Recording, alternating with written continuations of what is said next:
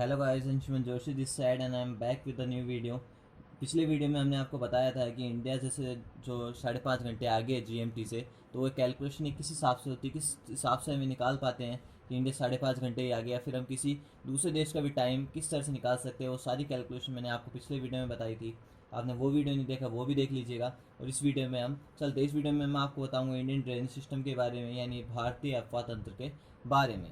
दोस्तों, इस वीडियो बहुत ही इंपॉर्टेंट वीडियो है। इसमें मैं आपको Indus drainage system, Ganga drainage system, Brahmaputra drainage system और भी बहुत सारी चीज़ें मैं आपको बताने वाला हूँ, बहुत सारी ट्रिक्स देने वाला हूँ जिससे आप अच्छे से याद कर पाएंगे। सब चीज़ें आपके लिए एकदम आसान हो जाएगी। तो चलिए आज का ये वीडियो शुरू करते हैं। अब सबसे पहले हमारा टॉपिक है इंडियन ड्रेनेज सिस्टम। तो ड्रेनेज सिस्टम क्या होता है, सबसे पहले वो जानते हैं। ड्रेनेज क्या होता है? ड्रेनेज होता है जैसे कोई भी, जैसे नदी बह रही है, एक वेल डिफाइंड चैनल के थ्रू जब वो बहती है नदी, या फिर कोई भी जैसे नदी नाला जो भी बह रहा है वो एक वेल डिफाइंड चैनल्स के थ्रू बह रहा है, यानी एक पूरे पर्टिकुलर रास्ते से बह रहा है, उसको बोलते हैं ड्रेनेज। और जब ऐसे बहुत सारे चैनल्स का कोई नेटवर्क बनता है उसको बोलते हैं ड्रेनेज सिस्टम। तो आई होप आपको क्लियर हो गया होगा। अब इसके टाइप्स देखते हैं, यानी on the basis of discharge of water कितने टाइप्स में जो है ये ड्रेनेज सिस्टम बटा हुआ है। इसमें दो टाइप्स में बटा हुआ है। पहला है बे ऑफ बंगाल ड्रेनेज और दूसरा है अरेबियन सी ड्रेनेज। अब इसके अंदर क्या होता है? अब बे ऑफ बंगाल ड्रेनेज के अंदर जितने भी हमारे इंडिया की ड्रेनेज सिस्टम है, जितने भी ड्रेनेज रिवर्स है, उसकी टोटल 77% जो रिवर्स है वो किस में गिरती है? बे ऑफ बंगाल में। यानी वो अपना पानी जो है बे ऑफ बंगाल में छोड़ती है। इसके अंदर कौन कौन से आते हैं? गंगा आती है, ब्रह्मपुत्र आती है, नर्मदा आती है, ऐसे बहुत सारे जो ड्रेनेज सिस्टम वो आते हैं। और अरेबियन सी के अंदर जो बची हुई 23% है वो इसमें डालती है। जैसे सिंधु नदी हो गई, महानदी हो गई, ये जो नदियाँ होती है ये अपना पानी किस में डालते हैं? अरेबियन सी में डालते हैं। यानी 77% बे ऑफ बंगाल में और 23% अरेबियन सी में। यानी इनमें डोमिनेट कौन सा हो गया? बे ऑफ बंगाल। तो चलिए आगे देखते हैं। अब दोस्तों, on the basis of origin, nature और करेक्टरिस्टिक्स, इनके जो बेसिस पे जो ड्रेनेज सिस्टम है दो पार्ट में बटा हुआ है। पहला हिमालयन ड्रेनेज और दूसरा पेनिनसुलर ड्रेनेज। दोस्तों ये दो पार्ट में बटा हुआ है। एक तो एक नदियाँ जो हिमालय ड्रेनेज से आती है और दूसरी नदियाँ कौन सी कहाँ से आती है? पेनिनसुलर ड्रेनेज से आती है। अब इनके बारे में कुछ इंपॉर्टेंट पॉइंट जानते हैं, ध्यान से सुनिएगा। अब जो आगे का आपका पूरा टॉपिक रहेगा वो इन दोनों के इर्द गिर्द घूमेगा। सबसे इंपॉर्टेंट है इसमें हिमालय ड्रेनेज और उसके बाद है पेनिनसुलर ड्रेनेज। हिमालयन ड्रेनेज की सबसे जो बड़ी बात है, इसके अंदर कौन कौन सी नदी आती है? इसके अंदर आती है गंगा, ब्रह्मपुत्र जैसी नदियाँ इसमें आती है। दोस्तों इसके अंदर दो तरह से पानी आ सकता है, पहला स्नो से और दूसरा रेन से। जैसा कि हमको पता है जो हिमालय वो बर्फ़ से घिरा हुआ है, तो उसके अंदर जो बर्फ़ पिघलेगी वैसे वैसे उसमें पानी आएगा, और बारिश होगी जब भी उसमें पानी आएगा। एक इंपॉर्टेंट पॉइंट जो आपको नोट करना चाहिए कि हिमालय ड्रेनेज की जो रिवर है वो पेरेनियल है। अब पेरेनियल क्या होता है? यानी पेरेनियल होता है बारहमासी, यानी ऐसी रिवर जो 12 महीने बहती है वो होती है पेरेनियल। तो दोस्तों हिमालय ड्रेनेज की रिवर कौन सी है? पेरेनियल है। और नीचे देखते हैं। अब इसके अंदर एक और जो पॉइंट आता है वो ये आता है कि ये नदियाँ जो है, इसकी हिमालय ड्रेनेज की नदियाँ वो जियान जोर्स से होती हुई बहती है। अब जियान जोर्स क्या होती है? यानी जो बड़ी बड़ी चट्टानें होती है, बड़ी बड़ी जो भी जैसे उच्च हाईलैंड्स होते हैं, उनके ऊपर से भी ये निकल जाती है, इतनी टेंडेंसी इसमें होती है।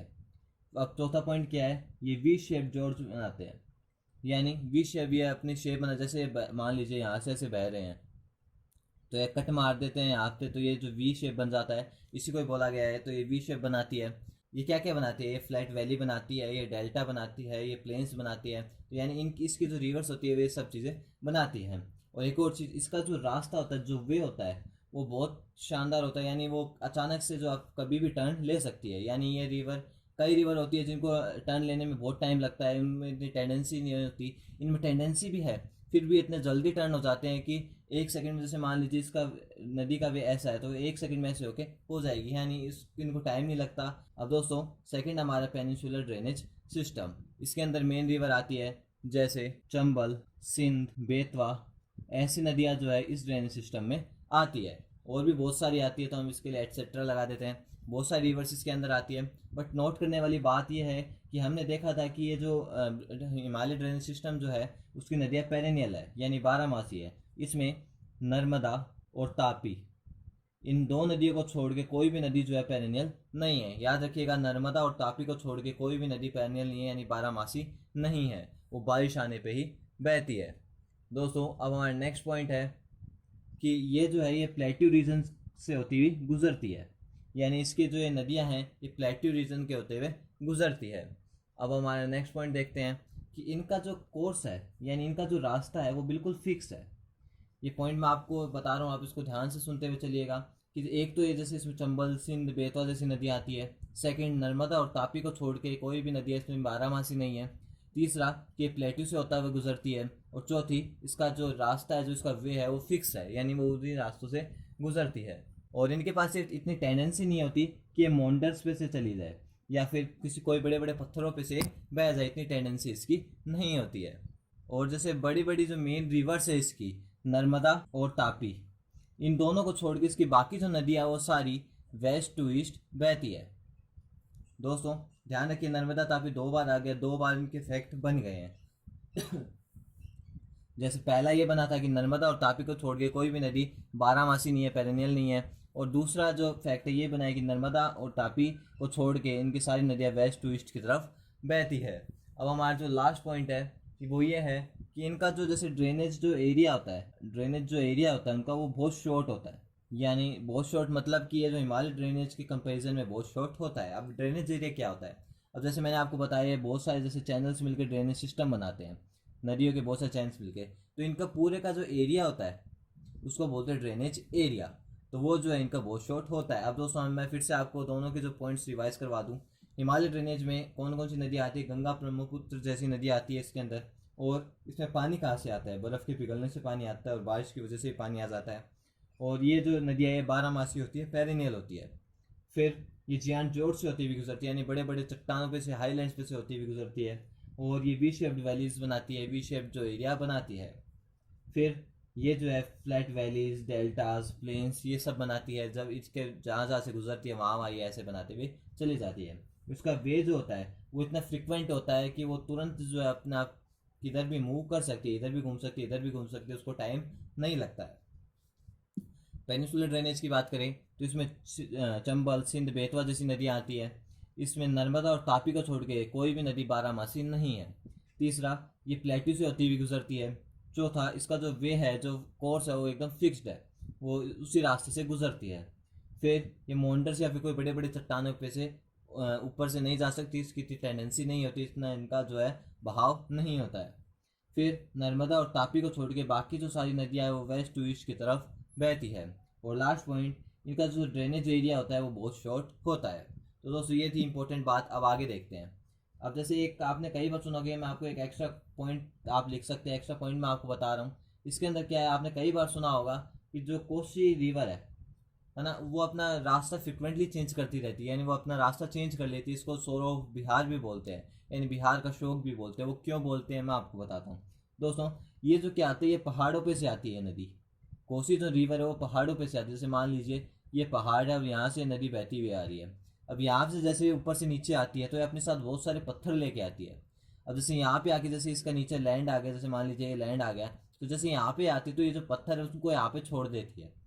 ठीक है, पत्थरों को यहाँ पे छोड़ देती है। अब जैसे पत्थरों को यहाँ पे छोड़ देती है, ये वे जो है ब्लॉक हो जाता है। उसकी वजह से ये जो अपना वे चेंज कर लेती है, यानी ऐसे आ रही थी पहले और फिर इधर घूम जाती है, फिर उधर घूम जाती है, अपना वे चेंज कर लेती है। इसीलिए जो कोसी नदी को जो है नलोरिस रिवर कहा जाता है। अब दोस्तों कोसी रिवर जो कहाँ से निकलती है, वो निकलती है तिब्बत से। इसको क्या बोलते हैं, सोर ऑफ बिहार। दोस्तों फिर आती है दामोदर रिवर, ये कहाँ से निकलती है, झारखंड से। इसको क्या बोलते हैं, सोर ऑफ बंगाल। दोस्तों मैं आपको एक्स्ट्रा कुछ फैक्ट्स बता रहा हूँ, ये आप ध्यान से सुनिएगा। इसको बोलते हैं सोर ऑफ बंगाल। फिर तीसरी आती है हुगली रिवर, ये कहाँ से निकलती है, वेस्ट बंगाल से निकलती है। और इसको दोस्तों ध्यान रखिएगा, इसको बोलते हैं विश्वासघाती नदी। विश्वासघाती नदी किसको बोलते हैं, हुगली रिवर को। और चौथी आती है महानदी, ये निकलती है छत्तीसगढ़ से। और इसको, अब दोस्तों इसमें क्या है, ये जो छत्तीसगढ़ में क्या बनाती है, चावल का कटोरा बनाती है। जगह वो बनाती है, उसको चावल का कटोरा बोलते हैं। कैसे बोलते हैं मैं आपको बताऊंगा। चावल का कटोरा बनाते हैं। और दोस्तों आंध्र प्रदेश में भी एक रिवर आती है, वो भी जो आंध्र प्रदेश में भी चावल का कटोरा बनाती है, इसलिए आंध्र प्रदेश को भी चावल का कटोरा कहा जाता है। यानी छत्तीसगढ़ को भी कहा जाता है और आंध्र प्रदेश को भी कहा जाता है। अब दोस्तों ये चावल का कटोरा क्यों कहा जाता है, अब जैसे मान लीजिए ये बीच में एक लैंड है, अब इसके आर पास ऐसे नदी जा रही है। जैसे मान लीजिए यहाँ से कोई नदी आई, वो यहाँ से बह के यहाँ से निकल गई, ठीक है, तो इसके आसपास का जो एरिया बिल्कुल फर्टाइल हो जाएगा, उसमें पानी की कोई कमी नहीं रहेगी। तो वहाँ पे जो चावल की फसल बहुत अच्छी होती है। इसलिए इसको चावल का कटोरा कहा जाता है। इन दोनों को इसीलिए चावल का कटोरा कहा जाता है। तो दोस्तों एक पेज हमारा बिल्कुल कवर हो चुका है। दोस्तों अब आते हैं मेन इंपॉर्टेंट पॉइंट पे। दोस्तों हमने देखा हिमालयन ड्रेनेज सिस्टम और peninsular drainage system. Himalaya drainage system इनमें सबसे ज़्यादा इंपॉर्टेंट है। पेनिनसुलर ड्रेनेज सिस्टम इतना इंपॉर्टेंट नहीं है, वो छोटा भी है। हिमालय ड्रेनेज सिस्टम को आप ध्यान से सुनते हुए चलिएगा। इसमें 3 तरह के ड्रेनेज सिस्टम आते हैं। पहला इंडस ड्रेनेज सिस्टम, जिसको सिंधु ड्रेनेज सिस्टम भी बोलते हैं। सेकंड गंगा ड्रेनेज सिस्टम, जिसको गंगा ड्रेनेज सिस्टम बोलते हैं। तीसरा ब्रह्मपुत्र ड्रेनेज सिस्टम। दोस्तों 3 ड्रेनेज सिस्टम किसके अंदर आते हैं? हिमालय ड्रेनेज सिस्टम के अंदर आते हैं। अब इनको हम एक एक करके ध्यान से समझेंगे। इनके लिए मैंने आपको इनकी जो ट्रिब्यूटरीज होती है, यानी इनकी जो सहायक नदियाँ होती है, उनको याद करने के लिए मैंने आपके लिए ट्रिक भी बनाई है। तो वो सब चीज़ें हम इस वीडियो में देखेंगे, इस पार्ट में देखेंगे। तो दोस्तों वीडियो को लास्ट तक देखते रहिए, आपको बहुत सारी नॉलेज मिलने वाली है। अब इंडस ड्रेनेज सिस्टम का ओरिजिन कहाँ से होता है, ये कहाँ से निकलती है?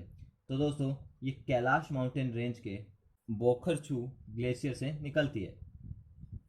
बोखरचू ग्लेशियर से निकलती है।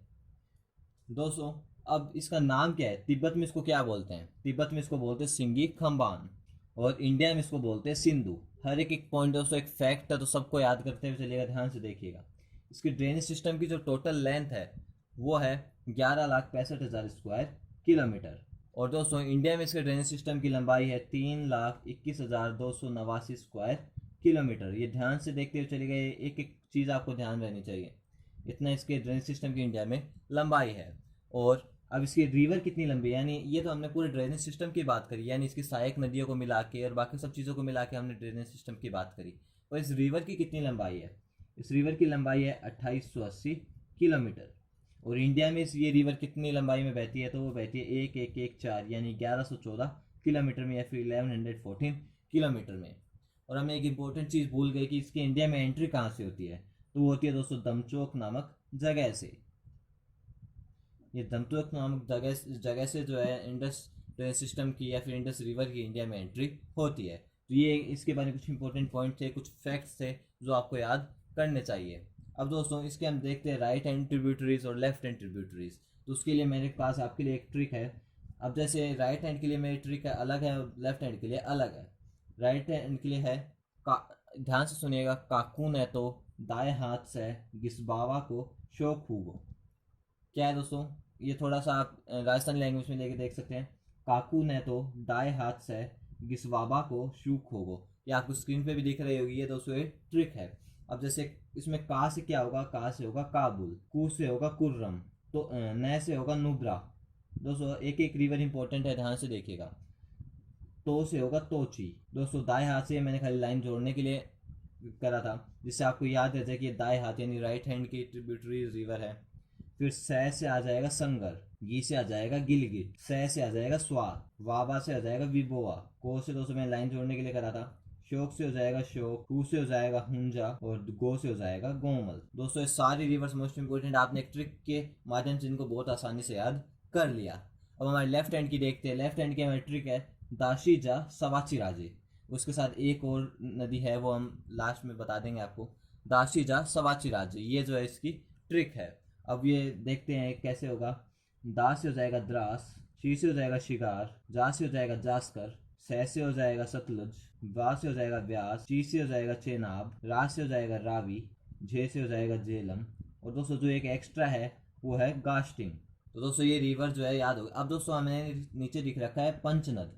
अरे पंचनद क्या होता है? दोस्तों ये जो आपने नदी देखी है, ये जो एक मिनट में आपको लिख के दिखा देता हूँ, सवा चिराजे।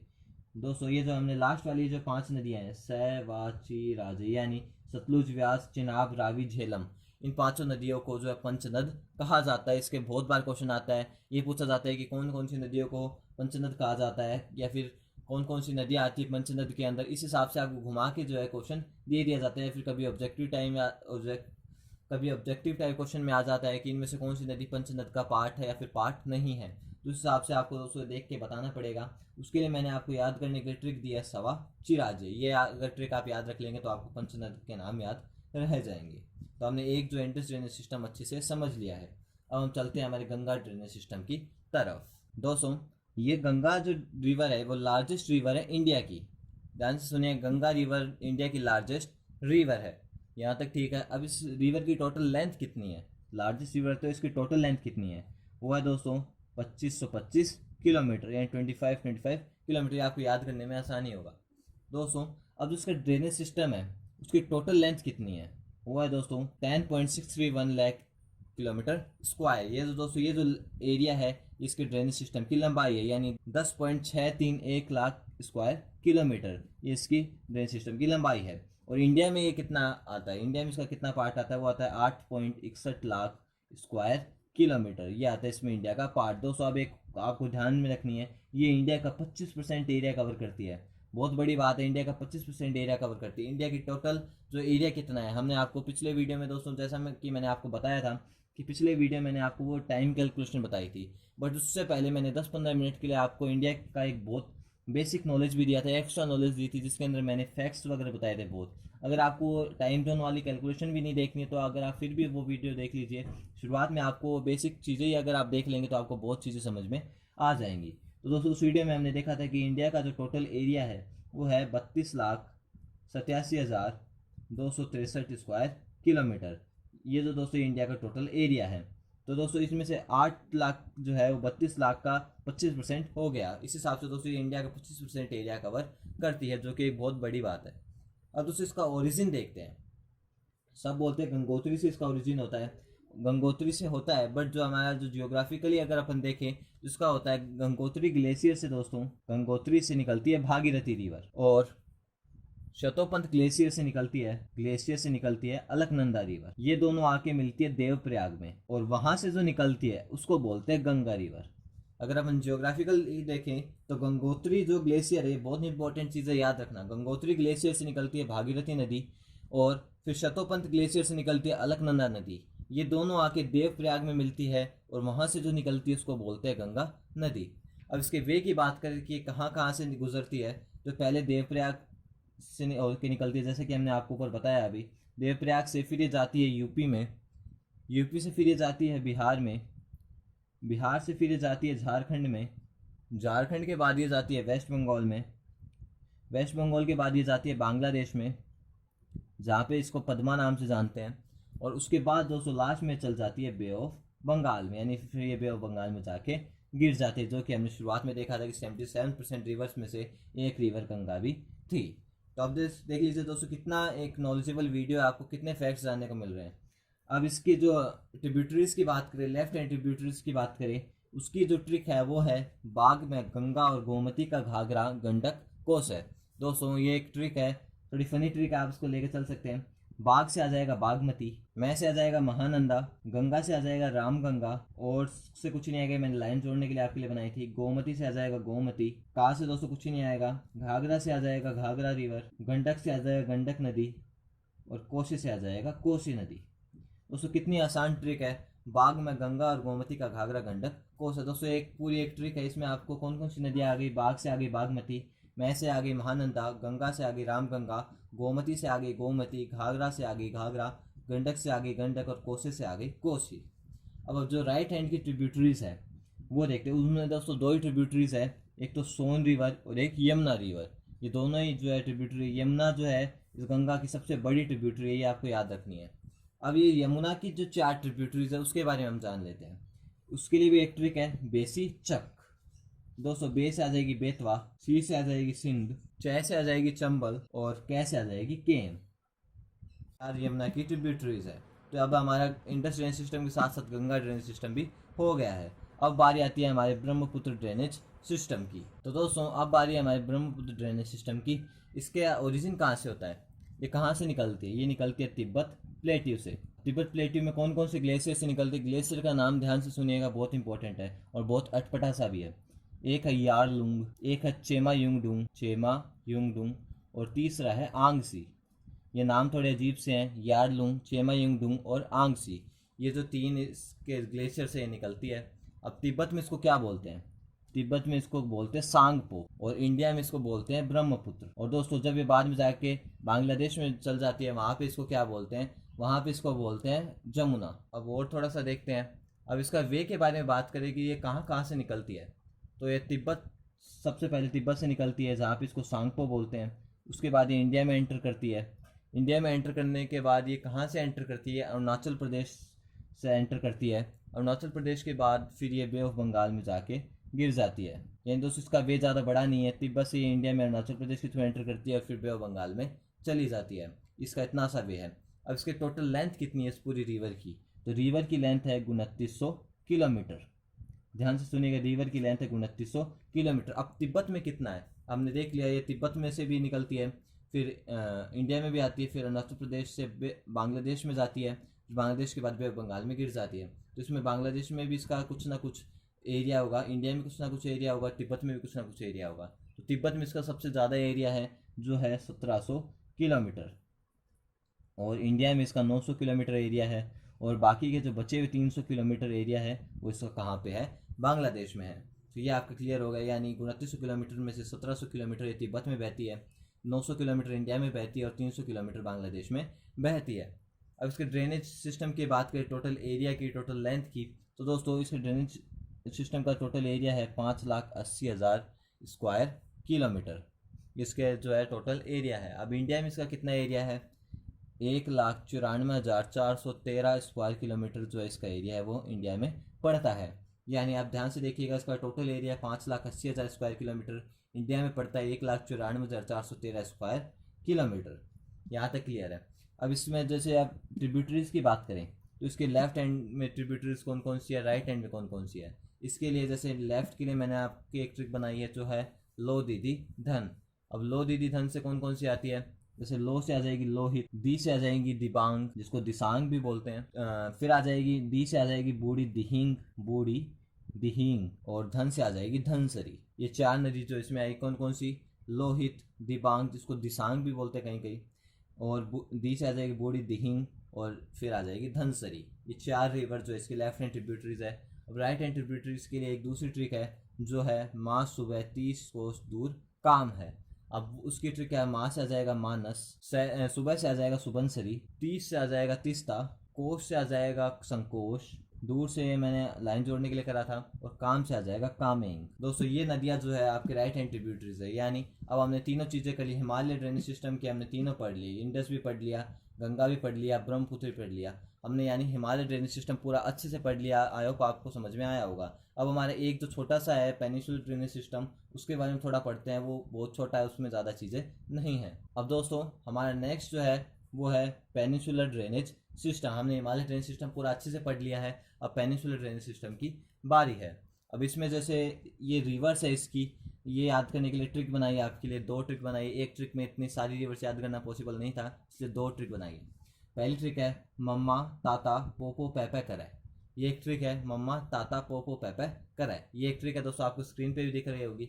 अब ये क्या है, अब मैं से आ जाएगा महानदी, और दूसरे में से आ जाएगा माही, ता से आ जाएगा तापी, ता से आ जाएगा ताम्रपानी, पो से आ जाएगा पोनारी पोनानी, पै से आ जाएगा पल्लार, पे से आ जाएगा पेरियार, पे से आ जाएगा पेन्नार, करे से दोस्तों ये मैंने लाइन जोड़ने के लिए आपके लिए करा था। अब ये कौन कौन सी नदी आ गई, यानी मैं से महानदी आ गई, माँ से माही, ता से तापी, दूसरे ता से ताम्रपानी, फिर पो से पोनानी, पै से पलार, पे से पेरियार, पे से पोनार, और करे ये दोस्तों मैंने आपके लाइन जोड़ने के लिए करी थी। अब दूसरी हमारी ट्रिक है वो है सालू ले गई गो कृष्णा का घाघरा नर्मदा रेखा के उस पार।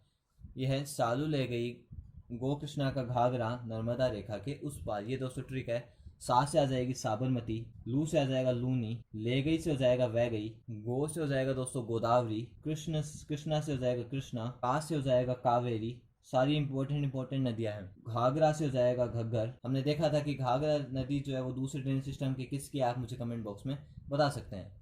नर्मदा से आ जाएगा नर्मदा, रेखा से आ जाएगा स्वर्ण रेखा, और के उस बातों से मैंने आपके लाइन जोड़ने के लिए करा था। अब कौन कौन सी नदियाँ आ गई इसमें, सा से साबरमती, लू से लूनी, ले गई से वह गई, गो से गोदावरी, कृष्णा से कृष्णा, का से कावेरी, घाघरा से घग्गर, नर्मदा से नर्मदा, रेखा से स्वर्ण रेखा।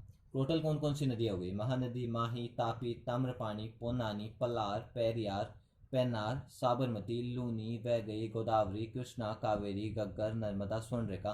दोस्तों आपने इतनी सारी जो नदियाँ याद कर ली केवल 2 ट्रिक्स के माध्यम से, आपको बहुत अच्छे से समझ में आ गई होगी। तो दोस्तों ये था हमारा आज का वीडियो। आई होप आपको वीडियो पसंद आया होगा। अगर आपको वीडियो पसंद आया तो इसको ज़्यादा से ज़्यादा शेयर करिए और मेरे चैनल को सब्सक्राइब कर लीजिए, क्योंकि दोस्तों इस चैनल पे मैं आपके लिए ऐसा हेल्प कंटेंट लाता रहता हूँ। तो दोस्तों मिलते हैं नेक्स्ट वीडियो में। Till the time break your limits.